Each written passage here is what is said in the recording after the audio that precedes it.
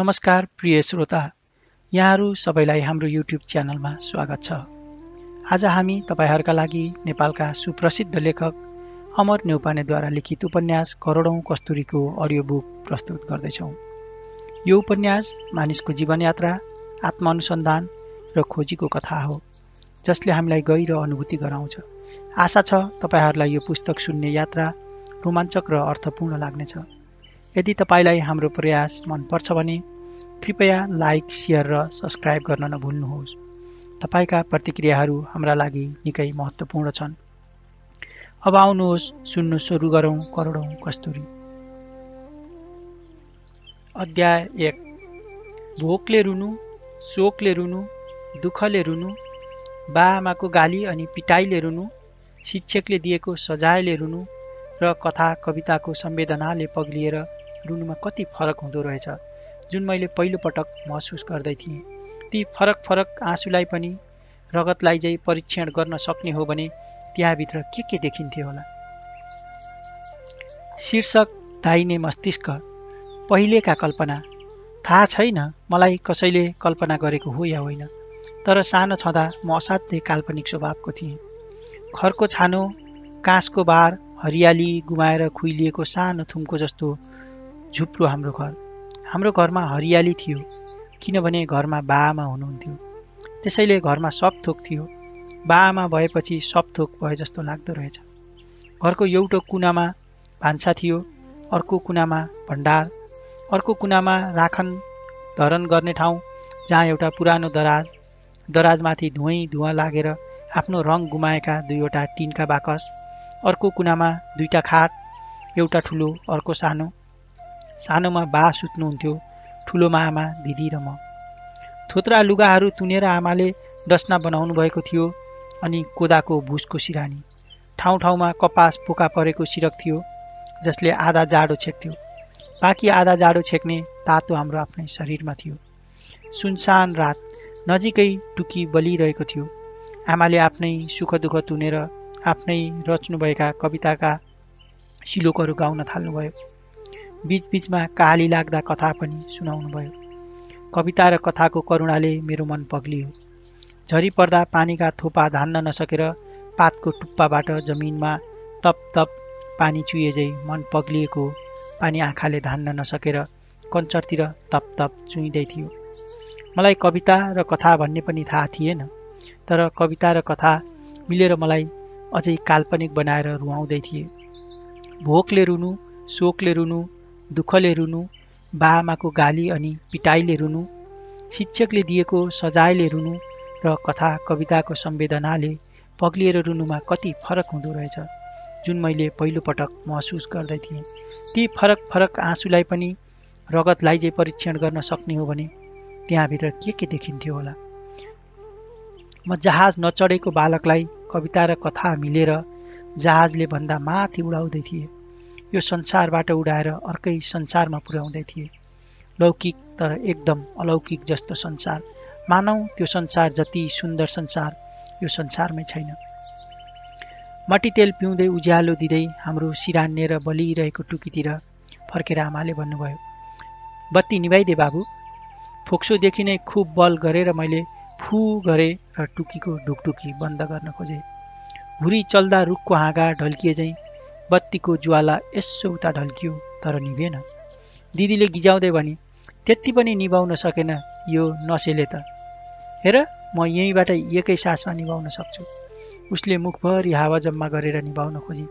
आमाले रोक्दै भन्नुभयो, बत्ती मुखले फू गरेर निभाउनुहुन्न नानी। दिदी खिन्न भएर रोकिए। मैले खुसी भएर सोधेँ, किन आमा? मैले पनि अघि मुखैले फू गरे। आमाले मेरो टाउको मुसार्दै भन्नुभयो, बत्तीमा देउता हुन्छन् क्या? मुखले फू गर्दा देउतालाई जुठो लाग्छ, त्यसैले यसरी निभाउनु पर्छ। बत्ती नजिकै दाहिने हात लगेर कसैलाई बस भने झैँ आमाले बत्ती निभाउनु भयो। बत्ती निभाएपछि हाम्रो छाया बढेर अँध्यारो जत्रै भयो। अँध्यारोमा आमाको खोकिलाभित्र लुपुक्क टालिएँ। त्यसपछि म पलभरमै संसारको सबैभन्दा सुन्दर संसारमा पुगेँ, कल्पनापुरमा। लाग्यो संसारको सबैभन्दा सुन्दर ठाउँको, सबैभन्दा सुन्दर घरको, सबैभन्दा सुन्दर कोठाको सबैभन्दा सुन्दर पलङमा संसारकै सबैभन्दा सुन्दरी सर्वश्रेष्ठ आमासँग सुतिरहेको सबैभन्दा सुन्दर बालक हुँ म। झन्डै 14 वर्षसम्म म आमासँगै यसरी नै सुतेँ। सधैँ जसो म यही कल्पनामा डुब्थेँ र आमाको खोकिलामा संसारकै सबैभन्दा मिठो निन्द्रा निदाउँथेँ अनि संसारकै सबैभन्दा सुन्दर सपना देख्थेँ। आज पनि मलाई त्यति बेला मैले गरेको कल्पना गलत लाग्दैन, किनभने म आमाको खोकिलामा थिएँ। अहिलेका कल्पना। आफूभित्र खुब खोजेँ। सानो छँदाको कल्पनापुरको कल्पना सागर त घटेर अहिले पोखरी भएछ। ओहो, सागर पनि सुकेर पोखरी हुँदो रहेछ। आँखामा बर्खा सुकेर खडेरी हुँदो रहेछ। सानो छँदा मसँग भएको कल्पना सागर अहिलेसम्म उत्रै राख्न सकेको भए आज म कति कल्पनाशील र सृजनशील हुने थिएँ होला। कति सुखी र खुसी हुने थिएँ होला। सानो छँदाको कल्पना सागर आफू बढ्दै जाँदा किन गर्दै गएको होला? उमेर सँगसँगै बढ्दै गएको भए अहिले कत्रो हुन्थ्यो होला? हिजो आज यसको उत्तर खोज्दैछु। कल्पना पोखरीमा साना साना माछा, केही भ्यागुता र केही गङ्गटाहरू पनि रहेछन्। मैलो पोखरीको छेउछाउमा 2-3वटा कमलका फूल पनि फुल्दै रहेछन्। ती फूलहरूमा वैंश हराए जस्ता भमराहरू पनि भुल्दै रहेछन्। मलाई थाहा छ यो पोखरीमा म सागरमाझै पानी जहाज चलाउन त सक्दिनँ, तर डुङ्गा त अवश्य चलाउन सक्छु। आफ्नै मनको पोखरीमा केही पात्रहरूलाई राखेर मैले डुङ्गा चलाउन थालेँ। पहिलेका भावना। एका बिहानै आमाले भन्नुभयो, बाबु भगवानका लागि फूल टिपेर ल्या त। सधैँझै ढकिया लिएर फूल टिप्न आँगनको डिलमा गएँ। भर्खर शारदीय शीतले नुहाएर फूलहरू हावामा आफ्नो शिर हल्लाउँदै शीत सुकाउँदै थिए। हाँसिरहेका फूलहरू देखेर लाग्यो यी फूलहरू कोसँग हाँसिरहेका होलान्। म पनि फूलहरूसँगै फूल नै भएर हाँसेछु। मौसमको बहारले फूल हाँसे, फूलको बहारले म हाँसे। मौसमको झ्यालबाट आएको बतास सँगसँगै नाच्दै गरेका राता पहेँला गुलाबी फूलहरू बिस्तारै छोएँ। साना साना नानीहरूलाई छुँदाको जस्तै आनन्द आयो। त्यसपछि फूल टिप्न मात्र के लागेको थिएँ, अचानक मलाई फूलको घाँटीमा च्याप्प समाते जस्तो लाग्यो। कसरी निमोठु फूलको घाँटी? आफैलाई सोधे। हिजो अस्ति पनि भगवानका लागि फूल त टिपेको हुँ, तर यस्तो भएको थिएन। आज अचानक किन यस्तो भयो? फूलको माया लागेर आयो। हाँसिरहेका जिउँदा फूलहरूको शिर छेदन गर्न मन लागेन। फूल टिप्नु पनि हिंसा गर्नु हो भन्ने सोचेर होइन, त्यस्तो सोच्ने बेलै भएको थिएन। भगवानका लागि पो त फूल, त्यो पनि अझ आमाले हराउनु भएको। फूल टिप्न फेरि हात बढाएँ। अचानक चिया चिया नानीहरू रोएको रनको हृदयको कानमा गुन्जियो। कहाँबाट आयो यसरी नानीहरू रोएको आवाज? विचलित भएँ अनि फुलै नटिपी आत्तिँदै आमा भएतिर दौडिए। नानीहरू रोएको रनको आफै रोकियो। फेरि फर्केर फूल टिप्न खोजे। फेरि पनि उस्तै भयो। किन म यसरी भ्रमित भएँ हँ? आफैलाई प्रश्न गरेँ तर उत्तर पाइनँ। झ्यालबाट हेर्दै आमाले मलाई गाली गर्नुभयो। पूजा गर्न अबेर भइसक्यो, फूल नटिपी किन यो ओहोरदोहोर गरिरहेछ हँ? मैले भने। फूल टिप्न लाग्दा साना साना नानीहरू रोको रनको आयो। आमाले हकार्नुभयो, खै कहाँबाट आएको छ? फेरि आफैलाई सोधे, फूल टिप्न लाग्दा मात्र किन नानीहरू रोएको रनको आउँछ मलाई? किन मैले फूल टिप्नै सकिनँ। अनायासै आमालाई सोधेछु, आमा के साँच्चै भगवानलाई फूल टिपेको मनपर्छ? आमा त मौन र गम्भीर पो हुनुभयो। मैले फेरि फूल नै भएर सोधेँ, आमा के फूल नचढाई भगवानको पूजा हुन सक्दैन? अहिलेका भावना। मलाई लाग्थ्यो संसारको सबैभन्दा ठुलो नदी भनेको अमेजन होइन, मेरो मनको भावना नदी हो। त्यति ठुलो भावना नदी घटेर अहिले त खोला भएछ। कञ्चन नदी आफ्नो सुर र सङ्गीत गुमाएर मौलिनुसम्म मौलिएछ।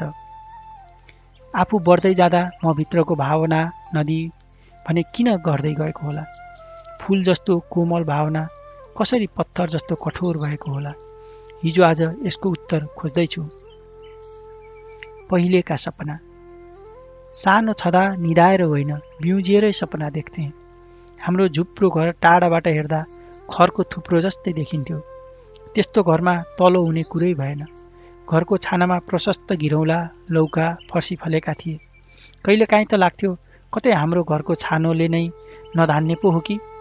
फर्सी त छाने पुवाल पारेर धुरीबाट भित्र भान्सामा या ओछ्यानमा खस्ने पो हो कि। आमाले भन्नुभयो, छानामा गएर घिरौँला र फर्सी टिप्त बाबु। बाँसको सानो भर्याङ चढेर म छानामा गएँ। आमाले फेरि भन्नुभयो, बर्खाले गर्दा छानो गलेको छ, बिस्तारै टेक है, नत्र छानामा पुवाल पर्छ। ठुलो मान्छे जाँदा छानोले धान्न सक्दैन भनेर आमाले म सानो मान्छेलाई पठाउनु भएको। म सानो मान्छेले पनि छानोमा बिस्तारै टेक्नुपर्ने भयो। आफ्नो तौललाई कसरी हलुङ्गो बनाएर छानोमा टेक्नुपर्छ भन्ने मलाई थाहा थियो। बाँसको भर्याङ चढेर त्यति सानो झुप्रो घरको छानो हुँदै धुरीमा पुग्दा पनि मलाई भर्याङ लगाएर पृथ्वीबाट चन्द्रमामा उक्लिरहेको भान भयो। लाग्यो मैले चन्द्रमामा फलेका घिरौँला, फर्सी र लौकाहरू टिप्दैछु। धुरीबाट टाउको उठाएर यसो माथि हेरे। टाउको माथि बादल, आकाश र आकाशका परिवार बाहेक कोही थिएनन्। घाम, जुन र ताराहरू जस्तै सपनाहरू पनि आकाशमै हुन्छन् जस्तो लाग्यो। ती सपनाहरूलाई बेला बेलामा बादलले छोप्छ। पृथ्वी आकाशमा छ, मान्छे पृथ्वीमा। स्कुलका सरले भनेको सम्झे। पृथ्वीको क्षेत्रफल 51,72,000 वर्ग किलोमिटर छ। लाग्थ्यो पृथ्वी विशाल छ, तर मेरो सपनाको पृथ्वीभन्दा पनि विशाल छ। बिउजिएरै देख्ने सपनामा पनि म आकाश जस्तै अनन्त आकाशको ओतमा मनको पृथ्वीको भ्रमण गरिरहेको हुन्थेँ। लाग्यो यति सानो घरको धुरीमा चढ्दा त मैले यति ठुला ठुला सपना देखेको छु भने अझ हाम्रो गाउँको सबैभन्दा ठुलो र अग्लो सालको रुखमाथि टुप्पामा, अझ पर पर देखिएका ती गगनचुम्नी पहाडका टुप्पामा, अझ सगरमाथाको टुप्पामा पुग्न सके कत्रो सपना देख्थेँ होला। साँच्चै चन्द्रमामा नै पुग्न सके भने झन् कत्रो सपना देख्थेँ होला। यो विशाल ब्रह्माण्डको एउटा सानो ग्रह पृथ्वी, पृथ्वीको एउटा सानो देश नेपाल, नेपालको एउटा सानो जिल्ला चितवन, चितवनको एउटा सानो गाविस पार्वतीपुर, पार्वतीपुरको एउटा सानो गाउँ पश्चिम रङ्गिला, पश्चिम रङ्गिलाको एउटा सानो झुप्रो हाम्रो घर, त्यही घरको एउटा सानो मान्छे म। मलाई ब्रह्माण्डले देख्छ कि देख्दैन होला? देख्छ भने कत्रो देख्छ होला? यति सूक्ष्म अस्तित्व लिएर बाँचेको म ब्रह्माण्ड जत्रै सपना देख्थेँ। आकाशका ताराहरूले मलाई आफू जत्रै देख्छन् होला जस्तो सोच्थेँ। लाग्थ्यो यो ब्रह्माण्डमा अणु बराबर सानो अस्तित्व भए पनि मेरो शक्ति अणुको जत्तिकै छ, किनभने मसँग ननिदाई देख्ने सपना छ। अहिलेका सपना, त्यो सपनाको आकाश जहाँ मेरो जीवनका घाम, जुन र ताराहरू थिए, जहाँ म आफ्ना रहरका जहाजहरू उडाउँथेँ, जहाँ कल्पना सागरबाट उडेको बाफ बादल बन्थ्यो र दुःखको मरुभूमिमा वर्षन्थ्यो। अहिले त्यो आकाश कहाँ गयो होला?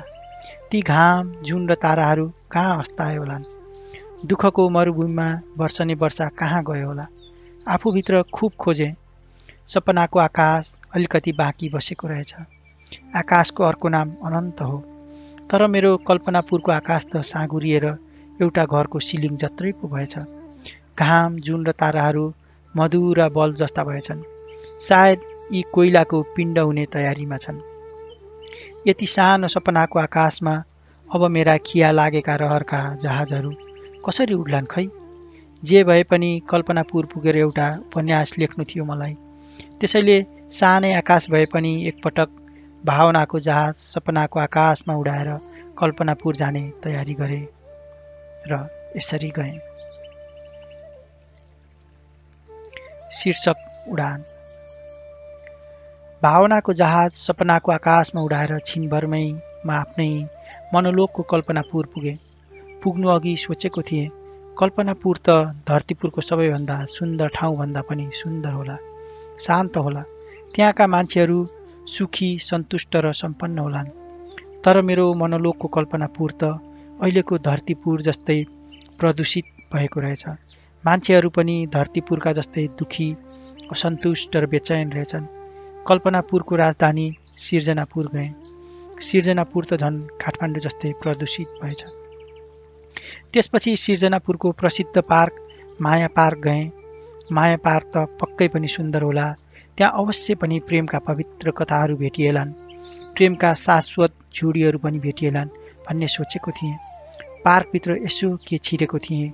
हाउभाउ कटाक्षसहित केही युवतीहरू भद्दा श्रृङ्गारका साथ मेरो नजिक आए।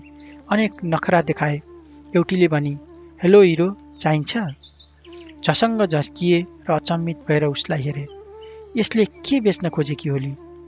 उसको नखरा र कटाक्षलाई एकछिन पढेपछि बुझे। अनेक अपिल गर्दै उसले आफ्ना यौवनका अवयवहरू बेच्न खोजेकी रहेछ। म केही नबोली हिँडे। व्यवस्थापूर्वक हिँडेको देखेर एउटीले अर्धनग्न गाली गरी, साला, यहाँ आएर पनि बडो भला आदमी बन्नुपर्छ। यस्ता मान्छेलाई यहाँ किन आउनु पर्या होला? माया पार्कका मायाको बजार लाग्न थालेछ। उसको गाली सुनेको नसुनै गरेर भावना नदीतिर लागे। कतैबाट वास्सै दुर्गन्ध आयो। कता डल फुटेछ भन्ने सोचेर रुमालले नाक छोप्दै अगाडि बढे। दुर्गन्ध झन बढ्दै गयो। भावना नदीको किनारमा पुगेपछि पो थाहा पाए त्यो दुर्गन्ध भावना नदीकै रहेछ। मलाई बागमती नदीको सम्झना आयो। भावना नदी त दुब्लाएर खोला भएछ। मान्छेको मलमूत्रले रोगी र दुर्गन्धित भएछ। पानीभन्दा धेरै पिप भएछ। रगतभन्दा धेरै रोग भएको मान्छे जस्तै। भावना नदीको किनारमा आशा उद्यान रहेछ। एकान्त छ भनेर त्यतैतिर गए।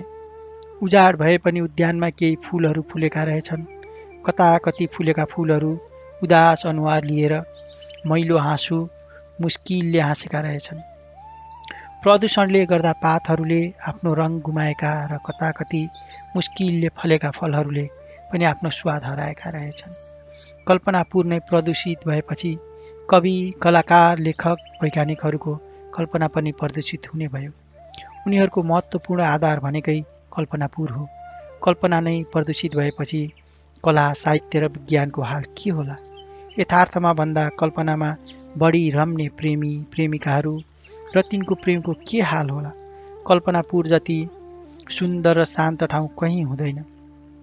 कल्पनापुरमा जति प्रेम र पराक्रम कहीँ हुँदैन। कल्पनापुरमा जति सुखी र सृजनशील मान्छे कहीँ हुँदैनन्। सबैभन्दा सुन्दर मानिएको कल्पनापुर पनि प्रदूषित भएपछि अब मान्छे कल्पनामा पनि सुखी हुने भएन। आफ्नो ठाउँ छोडेर कतै नजाने मान्छे पनि दुई ठाउँमा भने अवश्य पुग्छ। एउटा कल्पनापुर जहाँ ऊ बार बार पुग्छ र पुगेपछि त्यहाँबाट बार बार फर्कन सक्छ। अर्को मृत्युपुर जहाँ ऊ जीवनमा एक पटक मात्र पुग्छ र पुगेपछि फेरि फर्कन सक्दैन। शीर्षक कल्पनातीत। माया पार्कभन्दा अलि पर आशा उद्यान रहेछ, जहाँ पलाउँदै गरेका आशाका पातहरू, फुल्नै लागेका प्रेमका कोपिलाहरू र फल्नै लागेका सिर्जनाका फुलहरूलाई निराशाको बतासले झार्दै थियो। हुरीका पातहरूको भन्दा बेचैन आवाजमा एकतार अचानक कुकुर भुकिरहेको सुने। भुकाइमा भय पनि थियो, भवितव्य पनि, रोदन पनि थियो, गुहार पनि। भुकाइलाई पछ्याउँदै गए। जाँदा जाँदै एउटा मान्छेलाई पछाडिबाट देखे। अनुहार देख्न पाए चिन्थे कि जस्तो लाग्यो। त्यो मान्छे रुखको हाँगामा डोरी लगाएर झुन्डिन खोज्दै थियो। एउटा कुकुर जोड जोडले उफ्रिँदै भुक्दै थियो। बेला बेलामा त्यो मान्छेको पाइन टोकेर तान्दै पनि थियो। त्यो दृश्य अनौठो थियो र भयानक पनि, पीडादायी थियो र प्रेमपूर्ण पनि। सुनसान ठाउँमा उसलाई बचाउनु पर्छ भनेर मात्तिँदै र डराउँदै अझ नजिक पुगे। कुकुरले त्यो मान्छेलाई झुन्डिनै दिएन। जीवनसँग हार माने जस्तो त्यो मान्छेलाई कुकुरले जित्यो। त्यही जितले होला खुसी भएर कुकुरले पुच्छर हल्लायो। त्यो मान्छेले मृत्युलाई एक्लै स्वर्गतिर पठाएर आफू जीवनतिर फर्किएजै गर्यो।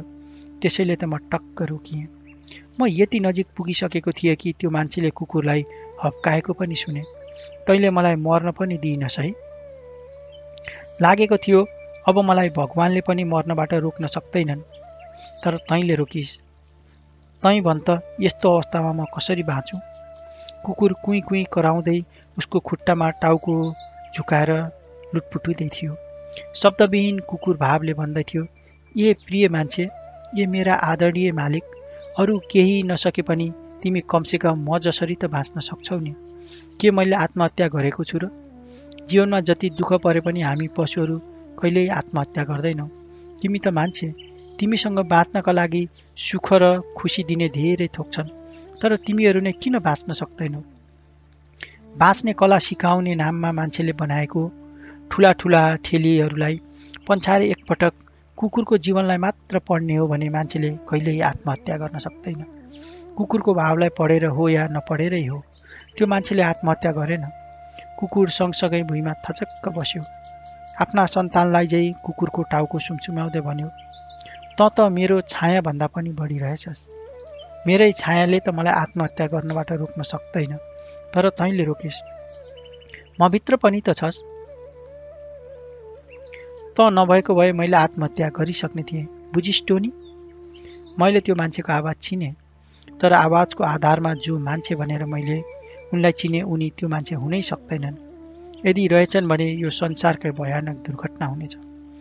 किन मलाई उनको अनुहार हेर्नै मन लागेन।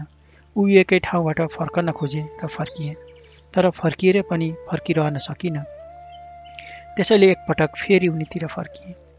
झोक्राइरहेका उनी दायाँतिर फर्किए। फर्किँदा उनको अनुहारको बायाँ पाटो देखेँ। अनुहार पनि स्पष्ट चिने। बोली र अनुहार मिल्यो। लाग्यो यो संसारकै भयानक दुर्घटना हो। अब त म फर्कनै सक्दिनँ भन्ने कुरा पक्का भयो। उनीतिर जाँदै गर्दा उनी अर्कै मान्छे भइदिए हुन्थ्यो भनेर मनमा नै मैले 1000 पटक कामना गरेँ होला। जब म उनको सामुन्ने पुगेँ, मेरा 1000 कामनाहरू धुलो भए। मोटो फ्रेम भएको, सग्लो चस्मा लगाएका, जाडो नभए पनि कोट लगाएका, कोटको माथिल्लो खल्तीमा 2वटा कलम घुसारेका, अनुहारमा जीवन र मृत्यु चिन्तनका ठुला ठुला ठेलीहरू असरल्ल छिरलिएका उनी त नाटकको कुनै विद्वान तर विदूषक चरित्र जस्तो पो देखिएका थिए। अचम्मको कुरा, मैले हेरिरहँदा पनि उनले मलाई हेर्दै हेरेनन्।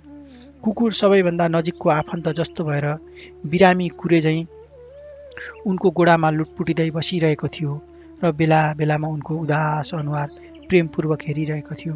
कुकुर भने उदास थिएन, तर ऊ दास जस्तो देखिएको थियो र मालिक जस्तो पनि, साथी जस्तो देखिएको थियो र सारथी जस्तो पनि। केही नबोली हात जोडेर म उनको सामुन्ने उभिएँ। मैले नमस्कार गरेको उनले पुलुक्क हेरे, तर नमस्कार फर्काएनन्। उनले मलाई नचिने चाहिँ गरेर अन्तैतिर टाउको फर्काए। उनको अनुहारको भावले मलाई भनिरहेको थियो, त किन यहाँ उभिएको? खुरुक्क गइहाल, म एक्लै बस्न चाहन्छु। तर म गइनँ, किनभने उनी नेपालीका असाध्यै प्रिय व्यक्तित्व थिए, कलाकार हरिवंश आचार्य। शीर्षक प्रतिलिपि। त्यो बुढो रुखको हाँगामा पिपलको लहरा चाहिँ उनको मृत्युसँग निरपेक्ष रहेर डोरी झुन्डिरहेको थियो र हावामा हल्लिँदा हल्लिँदै थाकेर भर्खर हल्लिन छोडेको थियो। कल्पनापुर त विभिन्न किसिमका प्रहर छन्। फिल्म, टेलिफिल्म, नाटक लेख्न पो आउने ठाउँ हो।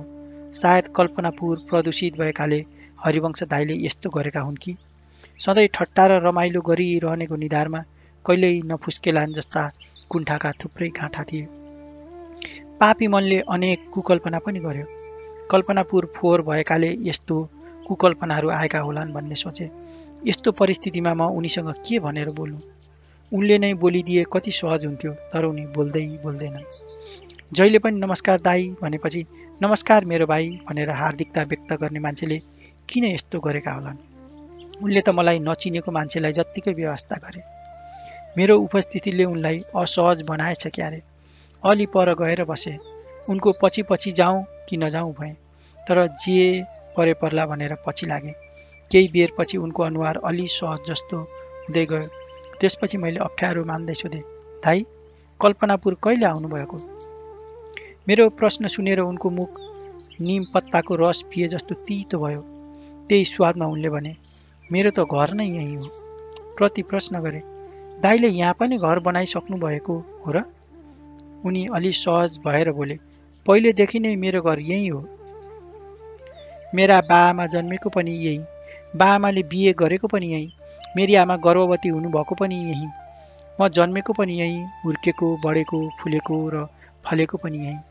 अब पाकियो, तर भित्रभित्रै कुहिएर पाकियो।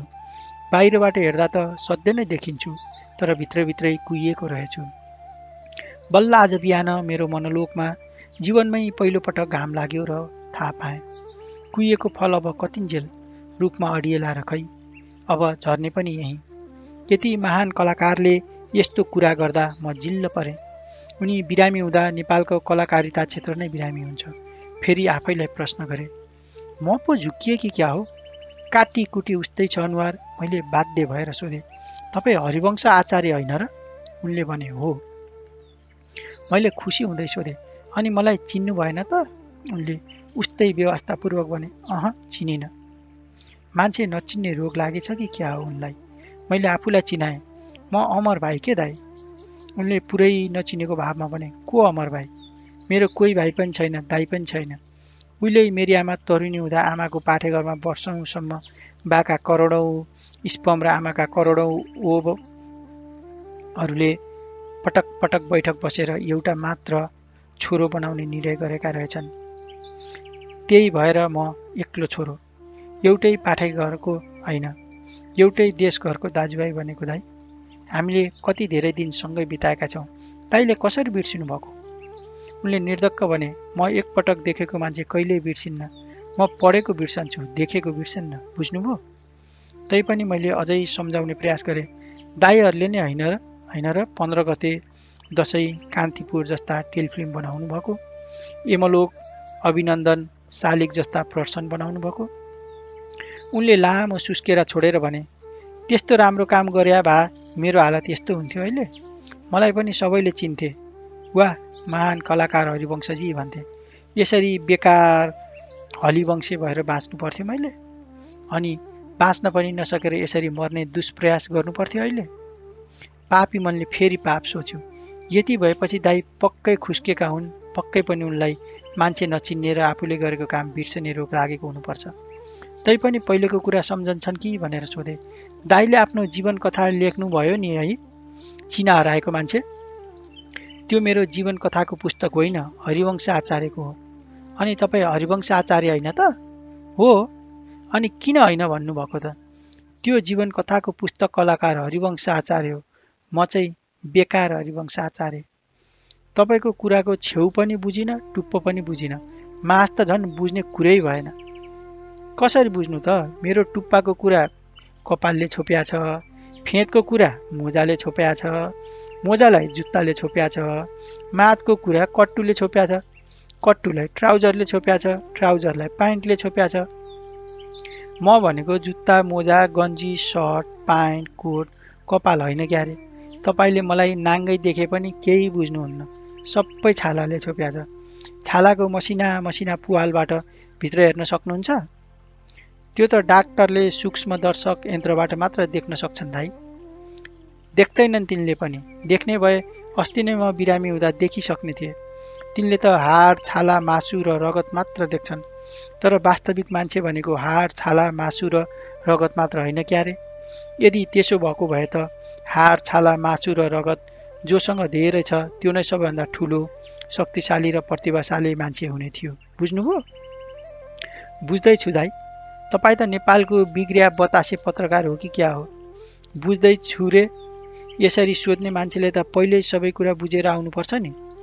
उनका कुराले म डराएँ, कता कता हाँसो पनि लाग्यो, तर हाँस्न सकिनँ। दाइले पक्कै पनि मसँग एकछिन यसै ठट्टा गरेका होलान् जस्तो पनि लाग्यो, तर यति क्रूर ठट्टा नगर्नुपर्ने हो। उनले भन्दै गए, कस्तो आनन्दले पीड चिन्ता गरिरहेको बेलामा अर्कालाई आएर डिस्टर्ब गरिरहन्छ यो मान्छे। कस्तो सुमत नभएको पत्रकार रहेछ। पत्रकार हो कि पत्रकार हो तपाईँ?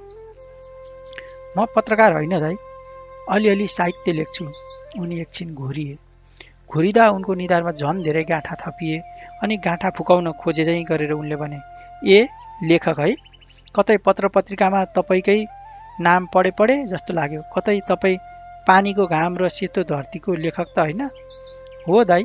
दाइले पढ्नु भएको छ कि छैन? सुनेको। कोर्सभन्दा बाहिरको किताब पढ्ने भनेपछि आफूलाई साह्रै गाह्रो लाग्छ। कोर्सको किताब पढ्दा पढ्दा जिन्दगीभर फुर्सदै भएन। बाहिरी किताब कतिखेर पढ्नु? परीक्षामा नआउने किताब पढेर समय किन खेर फाल्नु भनेर नपढेको। मैले नपढे पनि अरूले त पढ्छन् नि, त्यसैले लेख्नु राम्रो है। यति भनेर एकछिन उनी घोरिए। आफैसँग कुराकानी गरेर कुनै नयाँ निर्णयमा पुगे झैँ उनले भने, ठिक छ, म को हुँ भनेर तपाईँलाई भन्नै पर्ला जस्तो छ। अब मलाई चिन्न र मेरो कुरा बुझ्न त मेरो जीवन बुझ्नुपर्ने हुन्छ। बुझ्न सक्नुहुन्छ? प्रयास गर्छु दाइ। के प्रयास गर्नुहुन्छ? म अहिले 56 वर्ष भए। यतिका वर्षसम्म म आफैलाई त बुझ्न सकेका छैन, तपाईँले एकछिन सुनेर के बुझ्नु होला?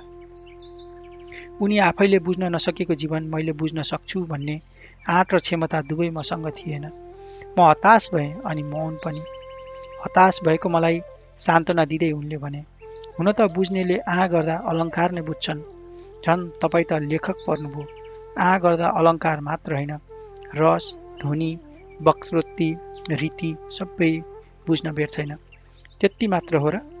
स्वच्छन्दतावाद, परिष्कारवाद, यथार्थवाद, बिम्बवाद, घनत्ववाद, अभिव्यञ्जनवाद, फ्रायडवाद, मार्क्सवाद, नवमार्क्सवाद, उत्तराधुनिकतावाद, लीलावाद सबै बुझ्न बेर छैन। मैले डराई भने, यस्तो कुरा त समालोचकहरूले बुझ्छन् दाइ, म त सामान्य सर्जक मात्र परे। त्यसपछि नि एउटा निष्कर्षमा पुगेझै बोले, मैले नबुझे पनि मेरो जीवन दुनियाँले बुझ्न जरुरी छ। यसका लागि मेरो जीवन कथा पनि लेखिन जरुरी छ। तपाईँ लेखक पनि हुनुहुँदो रहेछ। मेरो जीवन कथा लेख्नुहोस्, म तपाईँलाई जस्ताको तस्तै भन्छु। म दिग्भ्रमित भएँ। तै पनि भने, आफ्नो जीवन कथा आफै लेख्नुहोस् न दाइ, उनले भने। मैले परीक्षामा पनि गतिलो लेख्न सकिनँ, जीवनमा त झन् लेख्नै सकिनँ। लेख्ने आँट गरे भए पो लेख्नु। लेख्न नसके पनि भन्न त सक्छु नि। तपाईँ लेखक भएकाले मेरो अनुरोध छ, कृपया मेरो जीवन कथा ध्यानपूर्वक सुनेर लेखिदिनुहोस्। तपाईँ आफैले बुझ्न नसकेको जीवन मैले कसरी बुझुला र लेखुला? 56 वर्षपछि बल्ल बल्ल आफूलाई बुझे। अब मृत्युले बुझ्ने बेलामा बुझेर के काम? तर यतिका वर्षपछि आफूले आफूलाई कसरी बुझे भन्ने रहस्य अरूले बुझ्न जरुरी छ। लेखकले त भनेको भन्दा धेरै बुझ्न सक्छन् रे। तपाईँले पनि पक्कै मैले भने भन्दा धेरै बुझ्नुहुन्छ होला। उनीसँग यसरी कुराकानी गरिरहँदा आफैलाई प्रश्न गरिरहे, कसरी एउटै मान्छे दुईटा हुन सक्छन्? यस्तो त फिल्ममा मात्र हुन्छ। एउटै कलाकारलाई दोहोरो भूमिका गर्न लगाएर हिरोइन झुक्किएको देखाइन्छ फिल्ममा। यहाँ म आफै झुक्किए जीवनमा। बरु जुम्लिया मान्छे फरक फरक हुन्छन्, तर यी दुई हरिवंशमा कुनै फरक थिएन। मैले आफैलाई विश्वास दिलाउन सकिनँ। उनी भन्दै थिए, कस्तो अचम्म, कलाकार हरिवंश र म बेकार हरिवंशको जन्म एउटै साल, एउटै महिना, एउटै गते, एउटै समयमा भएको रहेछ। बाआमा र परिवेश भने फरक। उनको र मेरो स्वभाव रूप ठ्याक्कै उस्तै। तर उनीसँग मेरो अहिलेसम्म देखभेट नै भएको छैन। तर अहिले आएर सधैँ भेटिरहे जस्तो लाग्छ। हामीले एकअर्कालाई देख्यौँ भने आफैलाई देख्यौँ भनेर झुक्किन्छौँ होला। उनले पनि ऐना हो कि भनेर छुँदा मलाई छोलान्, मैले पनि ऐना हो कि भनेर छुँदा उनलाई छुउँला। सायद हामी एकअर्काका ऐना हौँ। सबै मान्छेहरू झुक्किन्छन्। सायद म उनको प्राकृतिक प्रतिलिपि हुँ। हामी सानोमा हर्बर हर्बर तोरीको फुल भन्दै 5-7 फन्का फनफनी घुमेर हर्बर खेल खेल्थ्यौँ। फनफनी रुगाउँथ्यौँ। रिङ्गाउँदा तोरीको फुल देख्थ्यौँ। उनको कुराले मलाई त्योभन्दा 10 गुणा बढी रिगायो। उनी भन्दै गए, अहिले मलाई यस्तो लागिरहेछ, कलाकार हरिवंश झै बेकार हरिवंश पनि दुनियाँले पढ्न जरुरी पुस्तक हो। बरु डर पो लागिरहेछ। कतै मैले तपाईँलाई आफ्नो जीवन कथा भनि नसक्दै मलाई केही हुने पो हो कि? यो क्षणिक जीवनलाई कहिल्यै क्षय नहुने अक्षरहरूमा रूपान्तरण गर्न एकदमै हतारिएको छु। उनको कुराले मलाई पनि भावुक बनायो। त्यसैले उनको आँखामा हेरेर पूर्ण विश्वासका साथ भने, म तपाईँकै कथा अवश्य लेख्छु, किनभने म कल्पनापुर तपाईँ जस्तै पात्र खोज्दै उपन्यास लेख्न आएको हुँ। मैले खोजे जस्तै पात्र पाएँ।